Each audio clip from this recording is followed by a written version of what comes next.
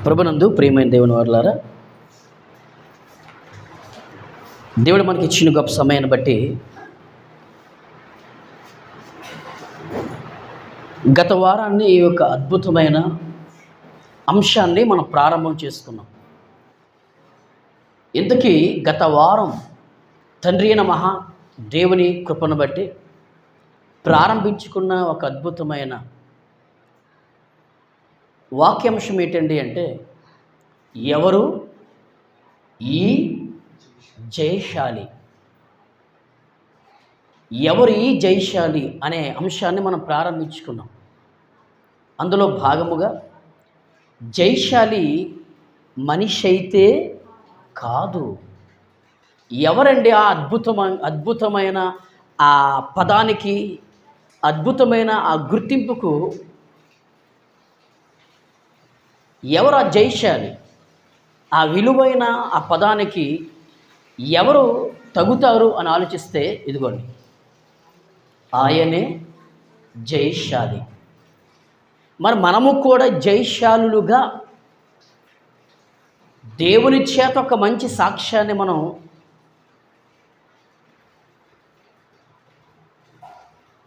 ఆ దేవుడే మనకు అంటే మన పట్ల ఒక మంచి సాక్ష్యం చెప్పాలనుకున్నట్లయితే మనము కూడా జయశాలులుగా మారాలి.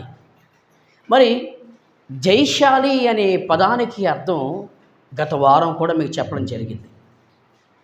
జయశాలి అనే పదానికి అర్థం ఏంటండి అంటే, జయించిన వాడే జయశాలి. మరి యేసుక్రీస్తు వారు, రక్షకుడైన యేసుక్రీస్తు వారు జయశాలి ఎప్పుడయ్యాడు అని గత వారం బైబిల్ యొక్క ఆధారాలు మనం విన్నాం. పాపమును ఏమన్నాడు? నాలో పాపము ఉందని మీలో ఎవడు స్థాపించగలడు, రుజువు చేయగలడు. ఇది ఒక ఛాలెంజ్తో కూడుకున్న మాట.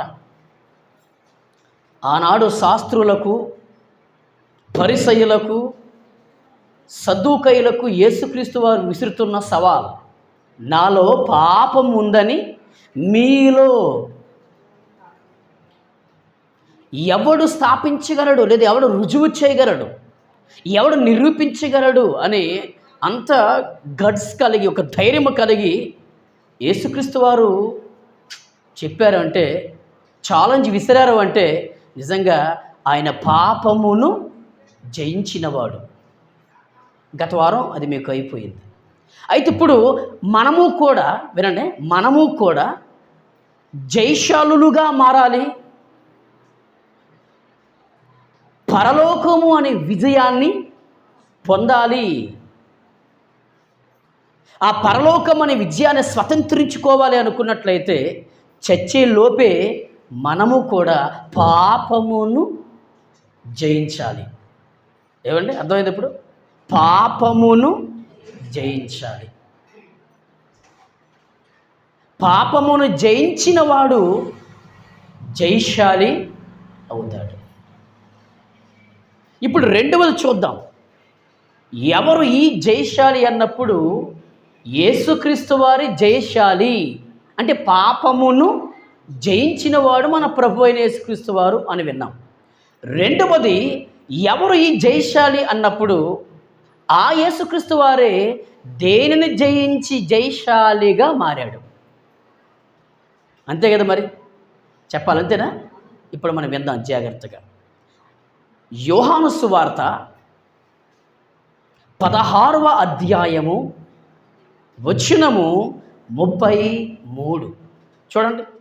యోహాను సువార్త 16వ అధ్యాయము వచనము 33, నాయందు మీకు సమాధానం, నాయందు శిష్యులారా మీకు సమాధానము కలుగునట్లు ఈ మాటలు మీతో చెప్తున్నాను. ఎవరితో? 12 మంది శిష్యులతో. ఏమండి? యేసుక్రీస్తు వారు చెప్పుతున్న మాటలు. ఆ సందర్భములో యేసు ప్రభువారు 12 మంది శిష్యులతో మాట్లాడుతున్న మాటలు. మరలా ఆ వచనాన్ని జాగ్రత్త చదవండి. నాయందు నాయందు మీకు సమాధానం. అంటే క్రీస్తులో ఏముంది అంటే సమాధానం ఉంది. ఏమండి? సమాధానం అనే పదానికి అర్థం ఏంటి? నెమ్మది. సమాధానం అనే పదానికి అర్థం ఏంటి? మనశ్శాంతి. అంటే క్రీస్తులో ఏముంది అంటే సమాధానము ఉంది, నెమ్మది ఉంది, మనశ్శాంతి ఉంది. ఏమండి? ఎవరి మధ్య అయితే సమాధానము లేదో ఆ ఇరువురిని కలిపే ఒక మంచి మనస్తత్వం యేసు ప్రభువులో ఉంది. ఈ మాటలు మనకు అర్థమవుతుంది. ఏమండి? శిష్యులతో మాట్లాడుతున్నాడు యేసుక్రీస్తు వారు. నాయందు మీకు సమాధానము కలుగునట్లు ఈ మాటలు, ఏ మాటలు చెబుతున్నాడు జాగ్రత్త చూడండి. వినండి, లోకములో, అది మ్యాటర్. బాగా విందాం. లోకములో మీకు శ్రమ కలుగును. ఎక్కడ? జాగ్రత్త విందాం. ఎక్కడ? లోకమనగా లోకమంటే మట్టి కాదోయ్, లోకమంటే మనుష్యులోయ్ అన్నాడు ఒక కవి. ఎవరయ్యా కవి అంటే గురజాడ అప్పారావు గారు. అవునా? అయితే ఇప్పుడు లోకము అనే ఒక పదానికి అర్థం బాగా విందాం. ఒక పదానికి, లోకము అనే పదానికి అర్థం ఏంటండి అంటే ప్రజలు ఉన్నా అంటే ప్రజలున్న ఆ ప్రదేశము కావచ్చు, లేదా ఆ ప్రజలున్న ఆ పరిసర ప్రాంతం కావచ్చు, ప్రజలు నివాసం చేసే దానిని లోకము అంటుంది బైబిల్. లోకము అంటున్నారు మన ప్రభువైన యేసుక్రీస్తు వారు. అయితే ఇప్పుడు యేసు ప్రభువు లోకములో ఉన్నారు, విందాం. శిష్యులు లోకములు ఉన్నారు. ఈరోజు ఆ పరసంబంధమైన, దైవ సంబంధమైన, మహత్తు కలిగిన, అగ్ని వంటి శక్తివంతమైన మాటలు వింటున్న మనము కూడా లోకములోనే ఉన్నాం. Very good. అవునా? అయితే మరి మనము లోకములు ఉన్నాము, శిష్యులు లోకములు ఉన్నారు, ప్రభువారు కూడా లోకములో ఉండే వారికి ఒక అద్భుతమైన పాఠాన్ని చెప్తున్నాడు యేసుక్రీస్తు వారు. ఏంటి ఆ పాఠం చూడండి. లోకములో మీకు శ్రమ కలుగును. గుడ్. ఏంటి? లోకములో మీకు శ్రమ కలుగును. మరి లోకములో ఉన్నాం కదండి, ప్రజల మధ్య మనం ఉన్నాం కదా, ప్రజలతో ఉన్నాం కదా. మరి అవునా? ప్రజల మధ్య ఉన్నాము, ప్రజలతో ఉంటున్నాము, ప్రజలతో మనం ముందుకి వెళ్తున్న ఆ సందర్భంలో అందరికీ నచ్చాలని లేదు. నా వాక్యం, నేను చెప్పే వాక్యం, నేను చెప్పే ఈ బోధ అందరికీ నచ్చడం లేదు. కొందరు నచ్చితే చాలు, కొందరికి నచ్చదు. ఏమండి? ఆలోచించండి. మనం అందరికీ నచ్చడం లేదు, అది రూల్ ఏం కాదు. కొందరు మాత్రమే మనల్ని గౌరవిస్తారు, కొందరు గౌరవించరు. అది మనకు సంబంధం లేదు. బాగా విందాం. అందుకే లోకముల్లో మీకు శ్రమ కలుగును. ఎందుకు శ్రమ? అది పెద్ద మ్యాటర్. దాని గురించి ఇది అసలు అంశం కాదు. అది లోకములో మీకు శ్రమ కలుగును, అయినను ధైర్యము తెచ్చుకునండి. ఆగండి. ధైర్యము తెచ్చుకునండి. ఎందుకంటే యేసు క్రీస్తుగా ఉన్న నేను, మీ బోధకుడుగున్న నేను, దేవుని కుమారుడుగున్న నేను, ఏమండి? లోకమును జయించి ఉన్నాను అనేను. పాయింట్. లోకమును జయించి ఉన్నాను అనేను. మళ్ళీ లోకమును జయించి ఉన్నాను. నేను లోకాన్ని జయించాను అన్నాడు. జయశాలి అనే పదానికి అర్థం ఏంటి? జయించిన వాడే. మళ్ళీ జయించిన వాడే జయశాలి. అయితే ప్రభువైన యేసుక్రీస్తు వారు పాపమును జయించాడు, జయశాలి అయ్యాడు. రెండవది, అదే యేసుక్రీస్తు వారు దేనిని జయించాడు? లోకమును జయించాడు కనుక ఆ ప్రభువైన యేసుక్రీస్తు వారు జయశాలి అయ్యాడు. ఆయనే ఒక జయశాలి, ఆయనే ఒక విజయశాలి. అవునా?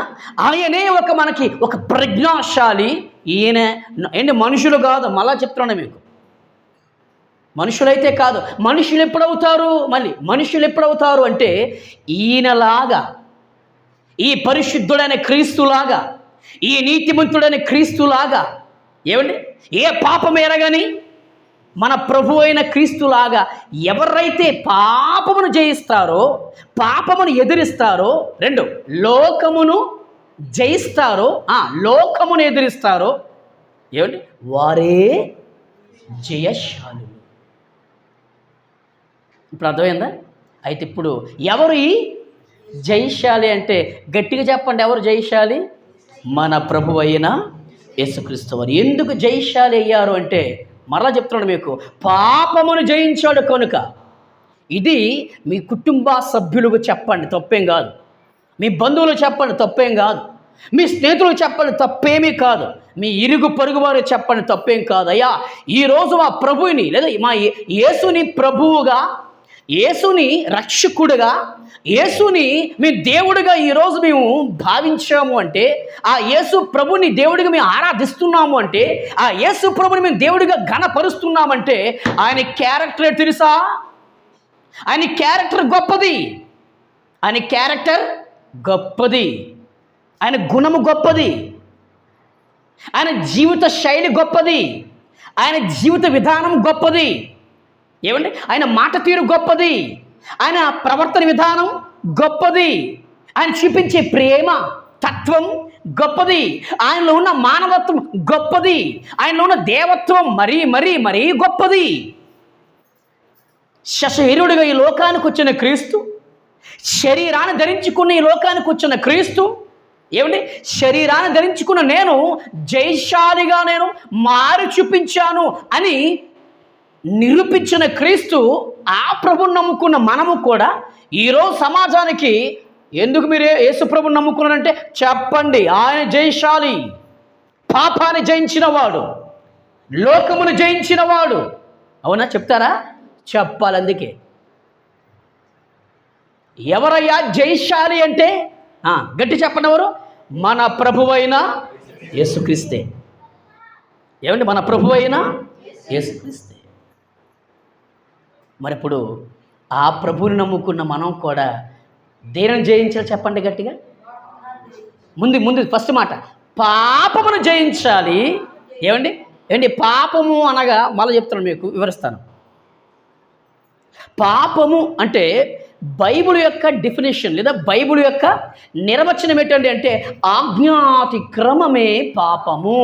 అంటే ఎవరైతే దేవుని యొక్క ఆజ్ఞను ధిక్కరించారో, దేవుని ఆజ్ఞను అతిక్రమించారో, దేవుని ఆజ్ఞను జవదాటారో, దేవుని ఆజ్ఞను పాటించకుండా ఈ భూమి మీద నేను క్రైస్తవుడను అని చలామణి అవుతున్నారో, దేవుని ఆజ్ఞను ఎవరైతే పాటించటం లేదో ఆజ్ఞాతిక్రమమే పాపమైతే, దేవుని ఆజ్ఞని ఎవరైతే ధిక్కరిస్తున్నారో వారందరూ కూడా ఎవరంటే పాపం చేసిన వారు. మీరు మర్చిపోకండి. ఇంకా మన లోతుల్లోనికి వెళ్తే ప్రభుని ప్రేమను దేవుని వారలారా, ఒక త్రాగుడు చెప్పండి పాపం, పొగ త్రాగుట నేరం అనే సమాజం చెప్పింది. అవునా? పాపం.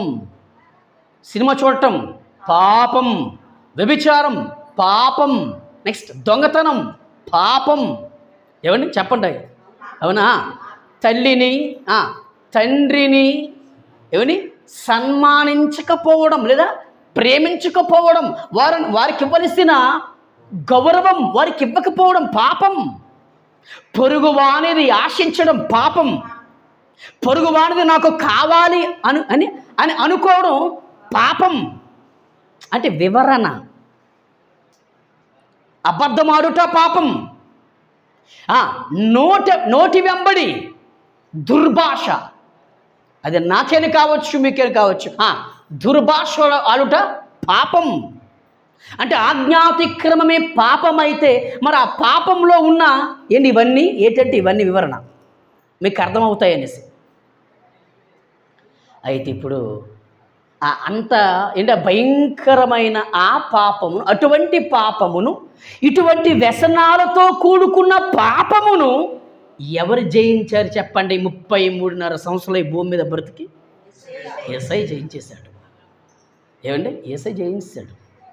పాపుల మధ్య కూర్చున్నాడు. వినండి, పాపుల మధ్య కూర్చున్నాడు. పాపమును జయించాడు. అది ప్రభు అంటే. ఏమండి? దుష్టుల ఆలోచన చెప్పున నడువక, పాపుల మార్గమును నిలవక, అపహాసకులు కూర్చుండ చోట కూర్చుండక. కానీ యేసుక్రీస్తు వారు అక్కడే ఉన్నాడు. ఏమండి? అక్కడే అంటే పాపుల మధ్య, పాపుల గుంపులోనే ఉన్నాడు. కానీ పాపము చేయలేదండి. సూపరే సూపర్. అందుకే ఆయన జయశాలి అయ్యాడు. ఏమండి? ఆయన జయశాలి అనడానికి కూడా మీకు ప్రకటన గ్రంథం మూల రెఫరెన్స్ ఇచ్చాను. మీకు గుర్తుందో లేదు మరి. ఏమండి? జయశాలి అనడానికి, జయశాలి అనే పేరు కూడా ఉంది ప్రకటన గ్రంథంలో ఆ ప్రభువుని గురించి. ఎవరి జయశాలి అన్నప్పుడు అప్పుడు మనం నేర్చుకున్నాం గత ఆదివారం.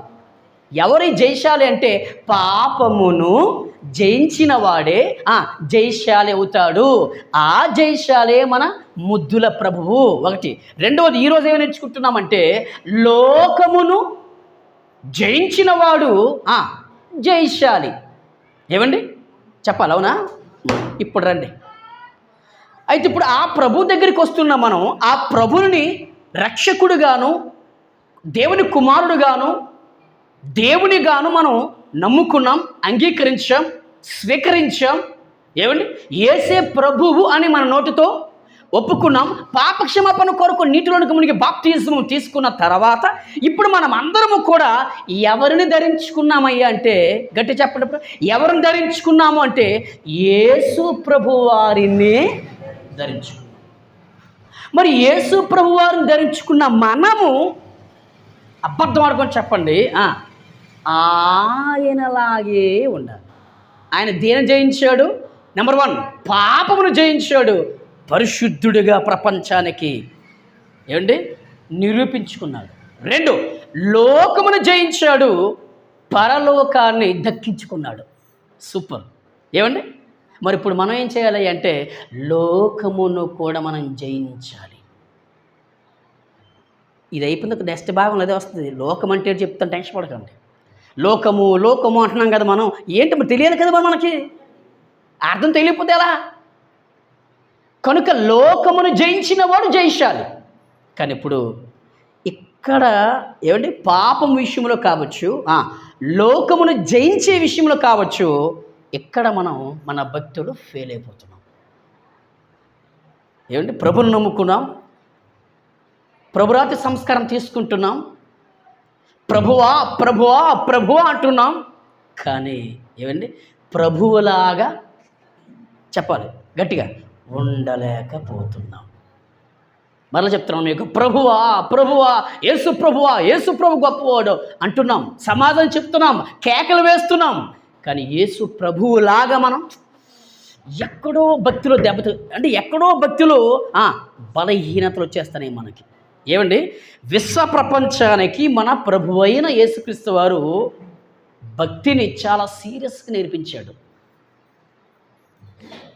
ఆ రోజు 12 మంది శిష్యులకే కావచ్చు, నెక్స్ట్ యేసు ప్రభువుని వెంబడిస్తున్న వారికే కావచ్చు, ఏమండి చివరికి నికోదేముసుల వాడు, పరిసయ్యులలో అధికారి, ఒక టీచరు, ధర్మశాస్త్రోపదేశకుడు ఆయన, ఏమండి అంతటి గొప్ప ఉపదేశకులు కూడా నా యేసుక్రీస్తు వారు భక్తిని చాలా సీరియస్గా నేర్పించాడండి. ఈరోజు భక్తి అనగా కామెడీ అయిపోయింది. భక్తి అనగా ఏమండి జబర్దస్త్ జోకులు అయిపోయేది. భక్తి అనగా అందరూ కూడా అన్ని సిల్లీగా తీసుకుంటున్నారు పాపం. బైబిలులో మత్తయి సువార్త కానీ, మార్కు సువార్త కానీ, లూకా సువార్త కానీ, యోహాను సువార్త కానీ, ఈ 4 సువార్తలలో ఎక్కడా కూడా నా ప్రభు తన భక్తి తత్వమును, భక్తి జీవితాన్ని ఎక్కడ కూడా జోకుగా నవ్వులాటగా ఎక్కడ ఆయన తీసుకోలేదు. ఎక్కడ తన భక్తిని నవ్వులాటగా సమాజానికి చూపించలేదు. నేర్పించలేదు. ఈరోజు అంత గొప్ప జైశాలిగా పిలువబడుతున్న ఆ ప్రభుని ఈరోజు మనం దేవుడిగా స్వీకరించిన మనం మన భక్తిని బట్టి చాలామందికి మనం ఎలా మారిపోయామంటే జోకర్స్గా మారిపోయామండి.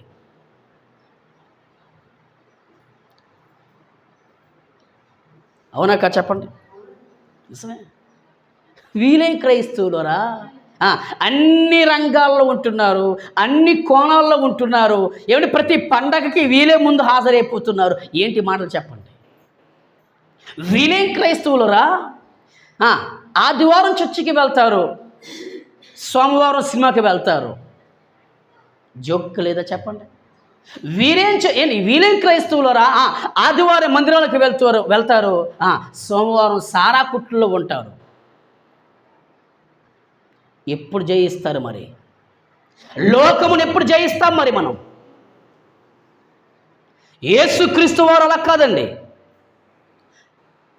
తన తండ్రి చిత్త ప్రకారం చేయడానికి లోకానికి వచ్చిన ఆయన తన తండ్రి చిత్త ప్రకారం చేయడానికే ఎంతో ప్రయాసపడ్డాడు, ఎంతో ప్రయాణం చేశాడు, నలిగిపోయాడు, వేసారిపోయాడు, కన్నీరు కార్చాడు. శిష్యులను కూడా అదే బాటలో నడిపించాడు. కొంతమంది తట్టుకోలేక, ఓర్వలేక, సహించలేక, అయ్యో బాబాయ్ భక్తి అంటే ఇంత పెర్ఫెక్ట్గా, ఇంత ఖచ్చితంగా చెయ్యాలా, అయ్యో బాబు మాకు చేత కాదని కొంతమంది రొట్టెల కోసము, తినే తిండి కోసము ప్రభుని వెంబడించిన వారు అందుకే ఫెయిల్ అయిపోయి ప్రభుని విడిచిపెట్టి వెళ్ళిపోయారు. సేమ్ ప్రభు దగ్గరికి ఎందుకు వస్తున్నావు అయ్యా అంటే, ప్రభు నా రోగం తీసాడు కనుక ప్రభు దగ్గరికి వస్తున్నాను. ప్రభుని ఎందుకు నమ్ముకున్నావు నీవు అంటే, ప్రభుని ప్రేమ దేవుని వారలారా, ఆయన పాపమును జయించాడు కనుక నేను కూడా పాపమును జయించాలి అనేవారు లేరు ఇప్పుడు. ప్రభు దగ్గరికి ఎందుకు వస్తున్నావు? ప్రభుని ఎందుకు విశ్వసించావు? యేసే ప్రభు అని నీ నోటితో ఎందుకు నువ్వు ఒప్పుకున్నావని మనం ప్రశ్నిస్తే సమాజం అంటుంది, క్రైస్తవ సమాజం, ఆయన లోకమును జయించాడు కనుక నేను కూడా లోకమును జయించడానికే నేను ప్రభుని విశ్వసించాను అని ఘంటాపదముగా నొక్కి వక్కానించి చెప్పేవారెవరు లేరు.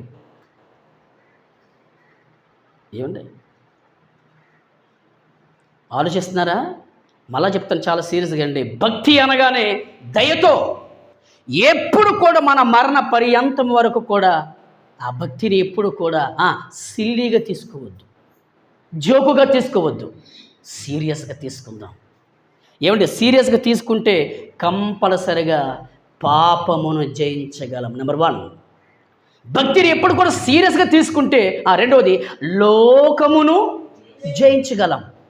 ఈరోజు ఆ భక్తిని సీరియస్గా తీసుకోకపోవడం వలననే ప్రభునందు ప్రియమైన దేవుని వారలారా పాపమును జయించలేకపోతున్నారు క్రైస్తవులు. రెండవది లోకమును కూడా జయించలేకపోతున్నారు. చూస్తారా మాట పని?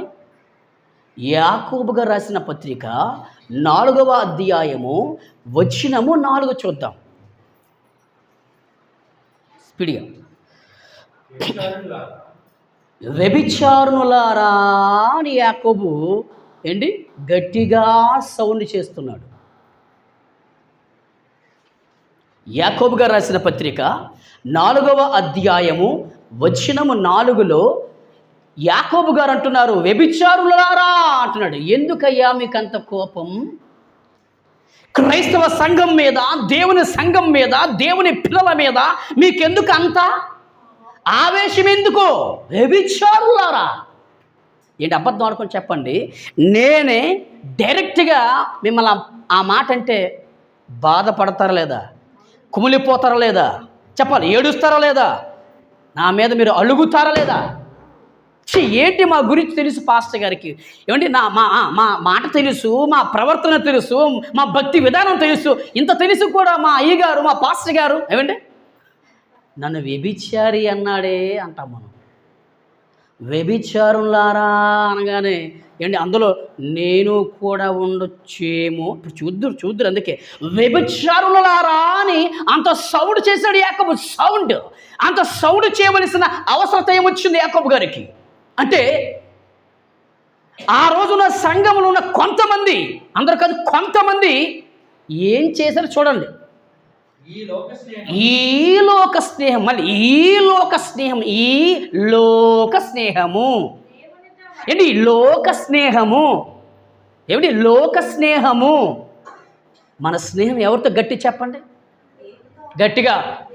మన స్నేహము దేవునితో, మన సహవాసము దేవునితో, మన ప్రయాణము దేవునితో, మన పరుగు దేవునితో. చెప్పాలి అవునా?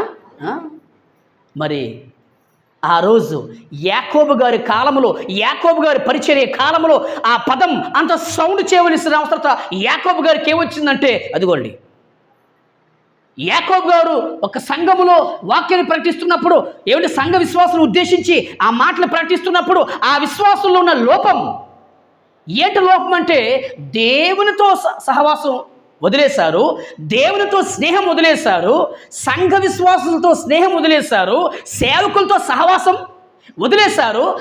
ఎవరితో స్నేహం చేశారు ఇప్పుడు? లోకముతో.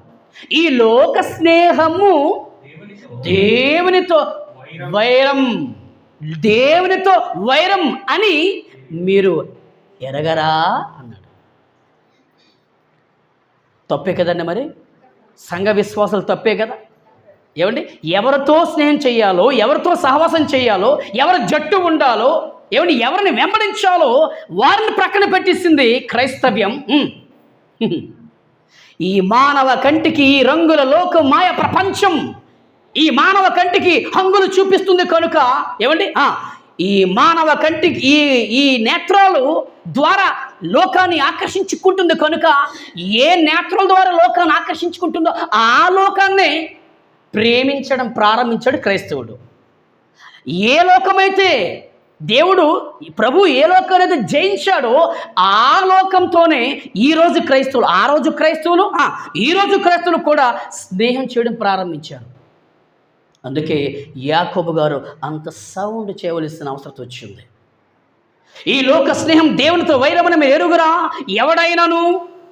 ఎవడైనాను ఈ లోకముతో స్నేహము చెయ్యగోరును, ఈ లోకముతో స్నేహం చేయాలనుకుంటాడో వాడు దేవునికి శత్రువు అవుతాడు. మరి దేవునికి శత్రువు అయిపోతే జయశాలి ఎప్పుడు మారుతాం మనం? దేవుని దృష్టిలో నేరస్తులుగా మనం మారిపోతే ఎప్పుడు జయశాలిగా మనం మారుతాం? దేవుని దృష్టిలో మనం విరోధులుగా ఉండిపోతే ఎప్పుడు జయశాలుగా మారుతాం మరి మనం? చెప్పాలి అవునా? అయితే ఏమంటే మనం నేరస్తులుగా ఉండకుండా, దేవునికి విరోధులుగా మారిపోకుండా, దేవునికి శత్రువులుగా మారిపోకుండా ఉండాలంటే దేనిని జయించాలి? ముందు పాపమును, తర్వాత లోకమును జయించేవారుగా మనం ఉండాలి. లోకమును జయించిన వాడు జయశాలి అవుతాడు. ఏమండి అర్థమైంది? ఇప్పుడు లోకమును జయించిన వాడే జయశాలి అవుతాడు. ఓకే.